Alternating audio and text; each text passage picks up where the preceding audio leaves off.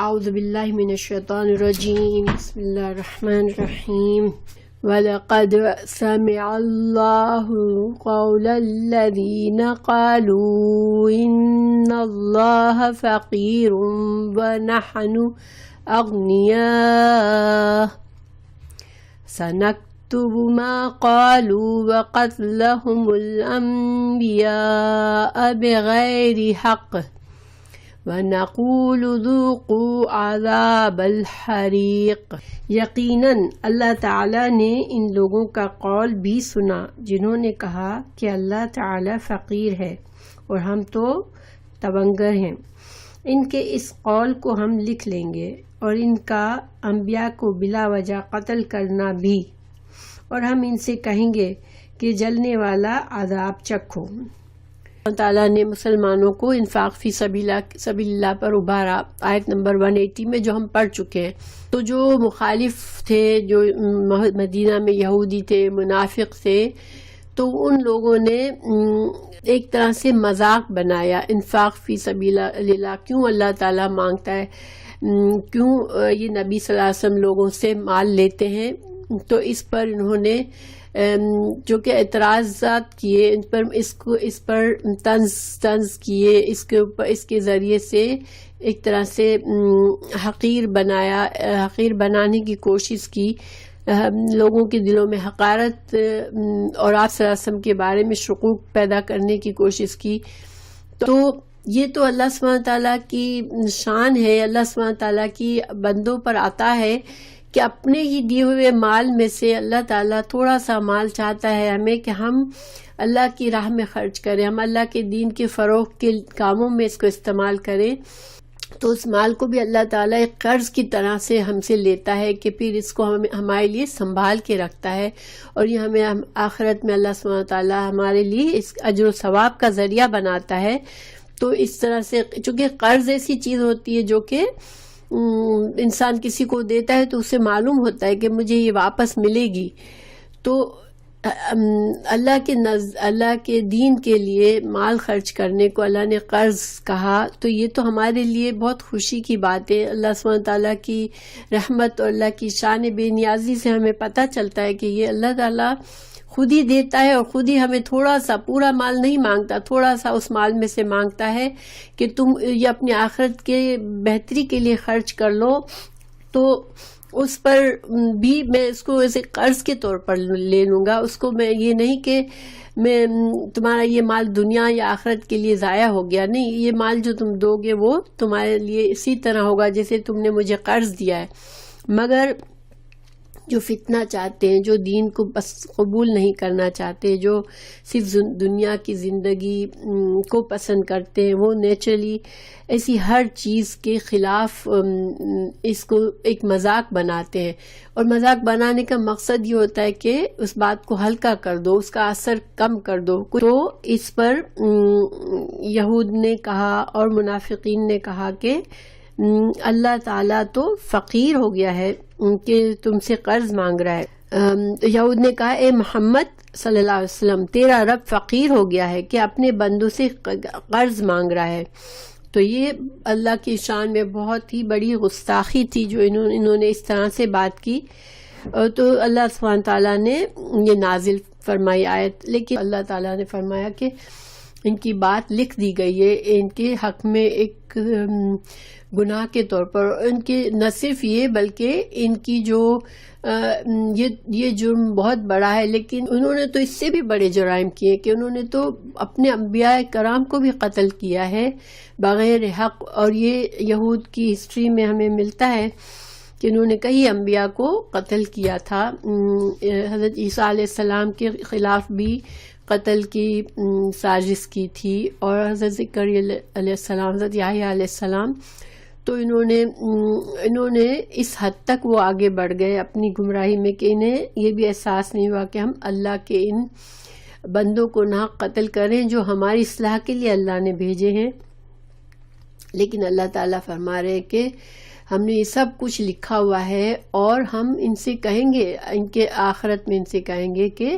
ذوقوا عذاب الحریق، چکھو اب اللہ تم اپنے جلنے کا عذاب چکھو، یہ ان کے لیے وعید ہے آخرت کی. اور اس میں بڑا اللہ کی طرف سے ایک غصہ اور غضب کا احساس ہو رہا ہے کہ ان سے کہا جا رہا ہے کہ چکھو اب تم عذاب حریق. پھر اللہ تعالیٰ فرما رہا ہے ذالک، یہ بیما اس وجہ سے قدمت کہ آگے بھیجے ایدیکم تمہارے ہاتھوں نے، وَأَنَّ اللَّهَ اور بے شک اللہ تعالیٰ لیسا نہیں ہے بِظَلَّامٍ ظلم کرنے والا للعبید بندوں پر. تو اللہ تعالیٰ نے چونکہ آگے اس آیت میں اگلی آیت میں فرمایا کہ ان کو عذاب جلنے کا عذاب دیا جائے گا، تو اب اللہ تعالیٰ بتا رہے ہیں کہ اللہ سبحانہ وتعالیٰ کسی کو عذاب دینا نہیں چاہتا. اللہ تو خود کریٹر ہے، اللہ اپنی کریشن سے محبت کرتا ہے، لیکن جب بندے اس حد تک آگے بڑھ جاتے ہیں تو پھر ان کو اللہ عذاب دیتا ہے. اور یہ ما قدمت ایدیہم تمہارے ہاتھوں نے جو آگے بھیجا، سے کیا مطلب ہے کہ جو اعمال بندہ کر کے آتا ہے دنیا میں، سارے اعمال اللہ تعالیٰ کے نزدیک جمع کیے جا رہے ہیں. ہمارے جو فرشتے ہمارے اعمال لکھنے والے ہیں وہ سب کچھ ہمارے اعمال کو لکھ رہے ہیں، اور یہ سب کچھ ہماری اچھائیاں اور برائیاں وہاں پر جمع ہو رہی ہے. تو اسی کے لحاظ سے اللہ تعالیٰ ایسے بڑے بڑے عظیم گناہ کرنے والوں کے لیے اللہ سبحانہ تعالیٰ پھر ان کو سزا دے گا. ورنہ اللہ سبحانہ تعالیٰ جو ہے وہ بندوں پر ظلم نہیں کرتا، سزا بھی ملے گی تو ان کے اعمال کے لحاظ سے ہی ملے گی. تو اب اگلی آیت ہے الذین، وہ لوگ قالو انہوں نے کہا، ان اللہ بے شک اللہ نے عہد لیا ہے، الینا ہم سے، اللہ کے نا نؤمنا ہم ایمان لائے، لرسول کسی رسول پر، حتیٰ یہاں تک کہ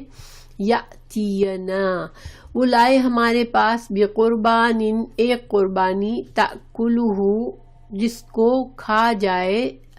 النار آگ. قل کہہ دیجئے، قد تحقیق، جاءکم آئے تمہارے پاس رسول کئی رسول، من قبلی مجھ سے پہلے، بالبینات سات روشن دلائل کے، وبالذی اور ساتھ اس چیز کے، جو قلتم جو تم نے کہا، یعنی جو تم ابھی کہہ رہے ہو کہ ہمیں یہ نشانی دکھاؤ جب ہم تم کو رسول مانیں گے، تو یہ جو بات تم کہہ رہے ہو تو یہ نشانی بھی لے کر آئے تھے انبیاء. فلما تو پھر کیوں، تقتلوہم پھر تم کیوں اپنے انبیاء کو قتل کرتے تھے، ان کنتم اگر ہو تم صادقین سچے، یعنی اگر تم اس دعوے میں سچے ہو کہ ہم چونکہ اس نبی صلی اللہ علیہ وسلم ایسا کوئی معجزہ نہیں دکھا رہے کہ ہم اگر قربان کریں اپنا مال کو قربان کریں، اللہ کی راہ میں ہم دیں تو آگ آ جائے آسمان سے اور آگ اس مال کو جلا دے. کیونکہ پہلے یہ بھی ہوا ہے پہلے انبیاء کی شریعت میں کہ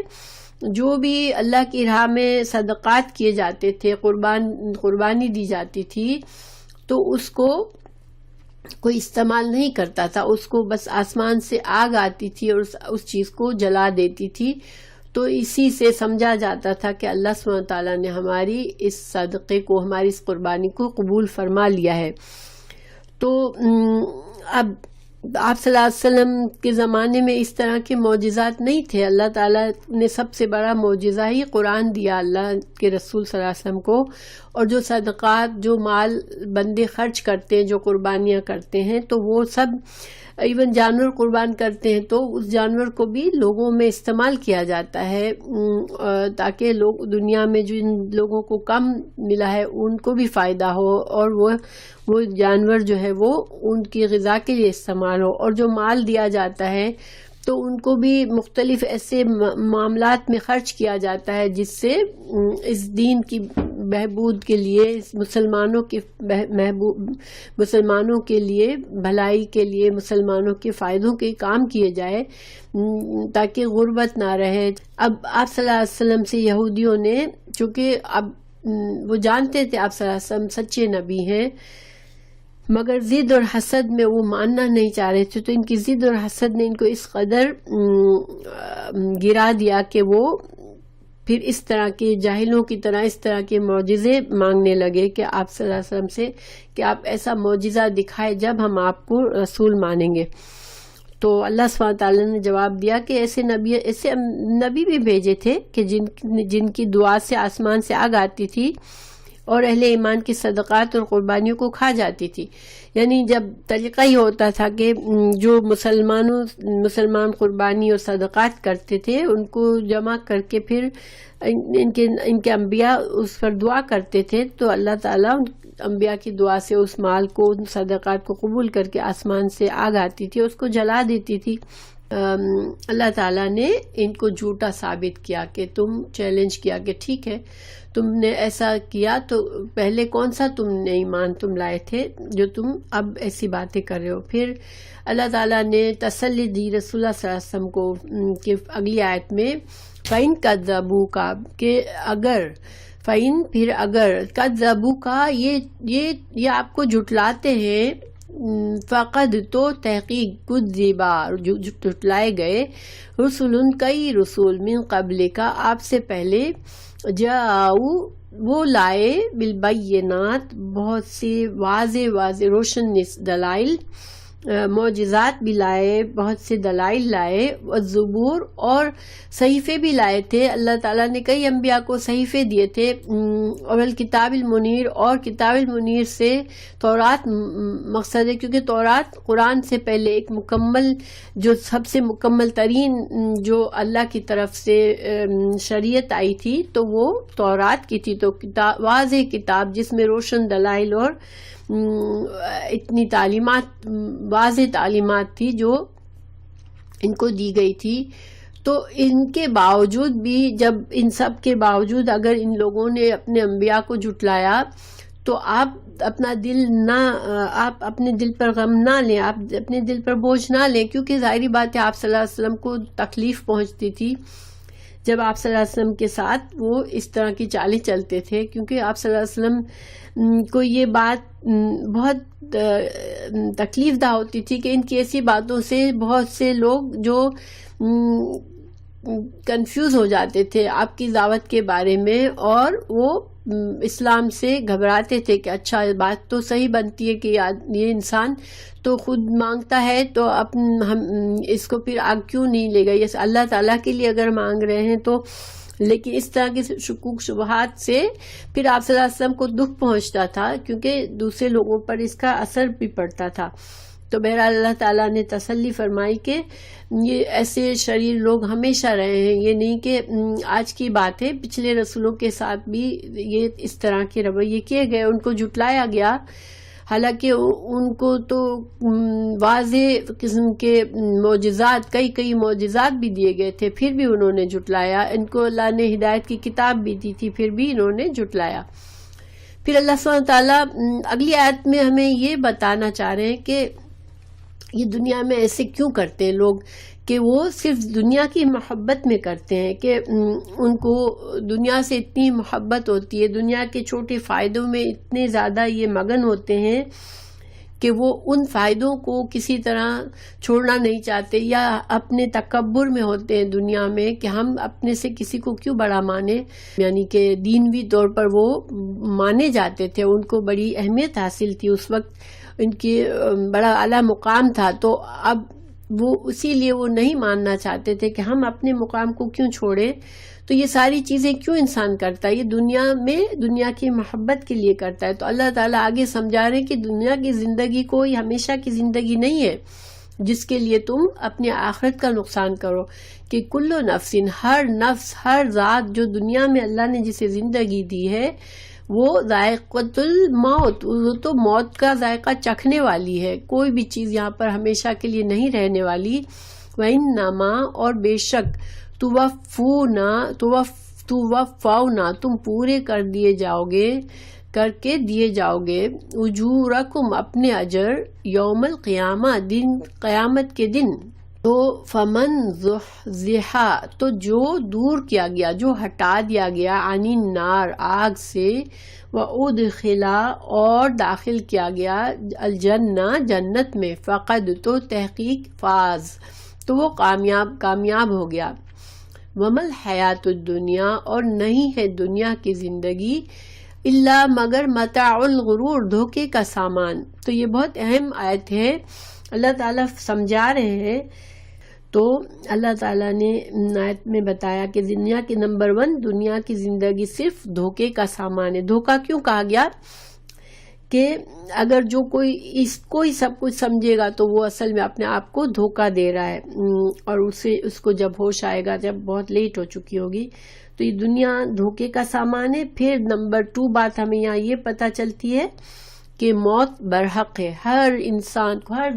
ہر جاندار چیز اس دنیا کی، اس کائنات کی، اس کو موت لاحق آئے گی، موت آئے گی اسے۔ موت برحق ہے، موت کے بغیر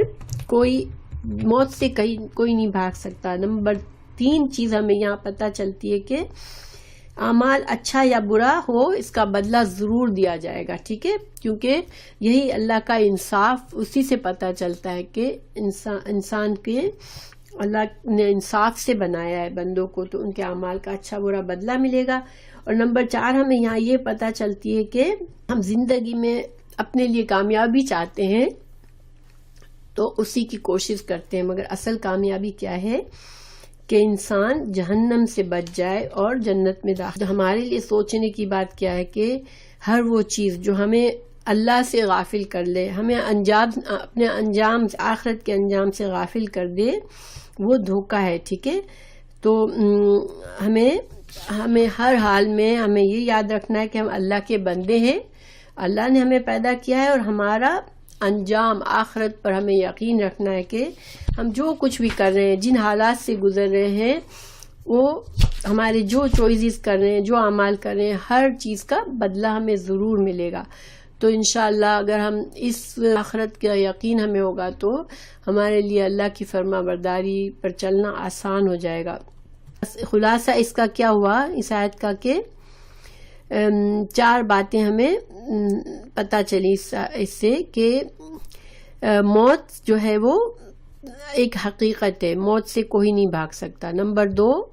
دنیا میں جس نے اچھا یا برا جو کچھ کیا ہوگا، اس کا پورا بدلہ دیا جائے گا۔ نمبر 3 کامیابی کا معیار ہمیں کیا ہے کہ دنیا میں رہ کر اپنے رب کو راضی کر لے اگر ہم، تو ہم کامیاب ہیں، ٹھیک ہے؟ اور جس کے نتیجے میں وہ جہنم سے دور، یعنی اللہ اگر ہم سے راضی ہو گیا تو ہم جہنم سے دور اور جنت میں داخل کر دیے جائیں گے انشاءاللہ۔ اور چوتھی بات ہمیں یہ پتہ چلی کہ دنیا کی زندگی جو ہے وہ سامان فریب ہے، اور اس سے دامن بچا کر نکل گیا، اور جو خوش نصیب اور جو اس کے فریب میں پھنس گیا وہ نامراد ہوا۔ یعنی دنیا میں ایک پاکیزہ زندگی انسان گزارے اللہ سے ڈرتے ہوئے، اور دھوکے میں نہ پڑے۔ دنیا میں جو اٹریکشن ہے، جو ہر غلط چیز میں اٹریکشن ہے، ہر اللہ کی نافرمانی کے کام میں اٹریکشن ہے، کیونکہ یہ ایک آزمائش ہے ہمارے لیے۔ تو اگر ہم نے انشاءاللہ یہاں پر ہم نے اس فریب سے اپنے آپ کو بچایا، اور جو بندہ اللہ پر بھروسہ کرتا ہے اللہ اس کو دکھا دیتا ہے، ٹھیک ہے؟ اللہ اس کی رہنمائی بھی فرماتا ہے۔ پھر اللہ تعالیٰ آگے فرما رہا ہے وَلَتُبْلَوُنَّ فِي أَمْوَالِكُمْ وَأَنفُسِكُمْ۔ اب اللہ تعالیٰ ہمیں سمجھا رہے ہیں کہ دنیا میں اللہ کا کیا قانون ہے کہ انسان کو آزمایا جائے گا، کیونکہ انسان، یہ ہمارا امتحان کیوں ہے اس دنیا میں؟ اللہ نے کیوں ہمیں چھوڑ نہیں دیا کہ چلو ہم مسلمان تو ہیں، اللہ بس ہم نے کہہ دیا ہم مسلمان ہیں، اب اللہ ہمیں اچھی زندگی دے دے اور ہمیں کوئی نقصان نہ پہنچائے۔ تو یہ ایسا، پھر تو ہر انسان کو صرف زبان سے آسانی سے کہنا ہے کہ میں مسلمان ہوں، اور پھر اللہ تعالیٰ اس کو ہر مشکل سے بچا کے اس کو بہت اچھی زندگی دے دے گا، تو پھر تو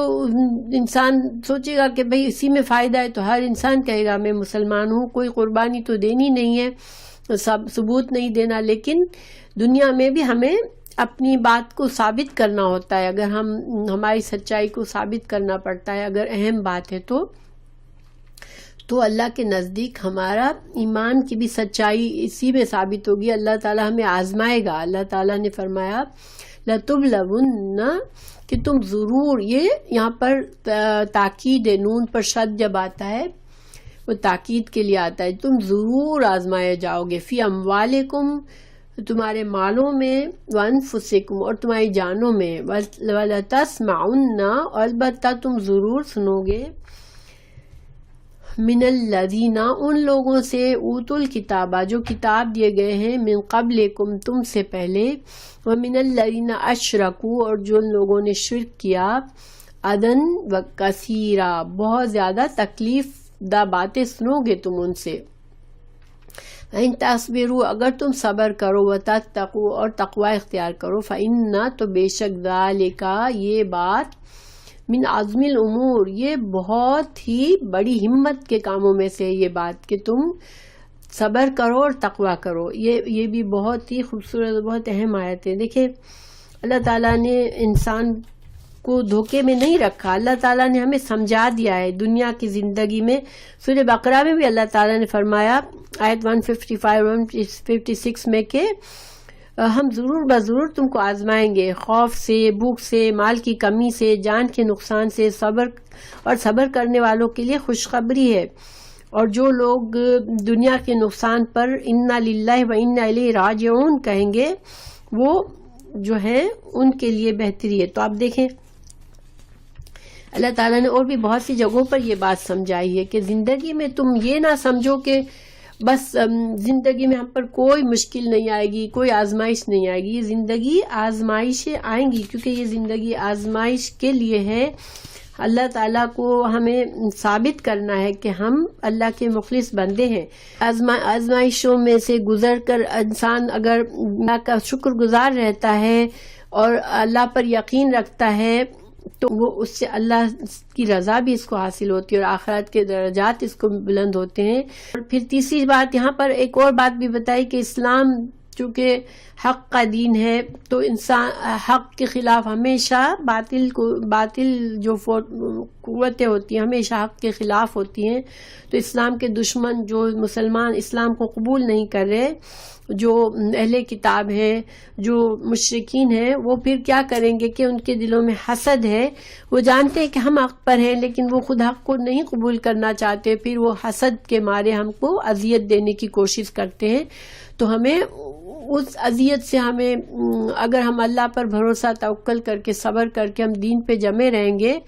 اور تقوی کریں گے اور ہم ان کی رضا کے لیے ہم اللہ کی رضا کے اللہ کی ناراضگی مول نہیں لیں گے تو انشاءاللہ یہ بہت ہمت کے کام ہے، لیکن اس کا اجر اور ثواب بہت بڑا ہے۔ اس میں پوچھا کہ سب سے زیادہ آزمائش کس کی ہوتی ہے، تو آپ نے فرمایا انبیاء کی،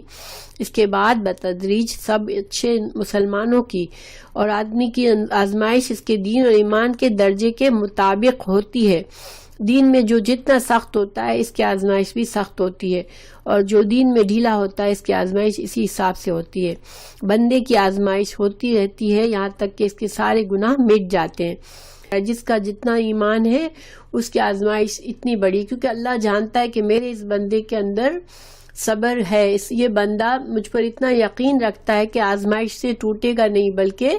آزمائش سے کامیابی سے گزرے گا، صبر کرے گا اور میری رضا کو قبول کر کے وہ آزمائش سے گزر جائے گا۔ تو آزمائش کے کیا فائدے ہوئے؟ نمبر 1 گناہوں سے پاک ہوتا ہے انسان، نمبر 2 اللہ سے قریب ہوتا ہے، نمبر 3 غفلت دور ہوتی ہے، اور نمبر 4 ایمان بڑھتا ہے۔ ٹھیک ہے۔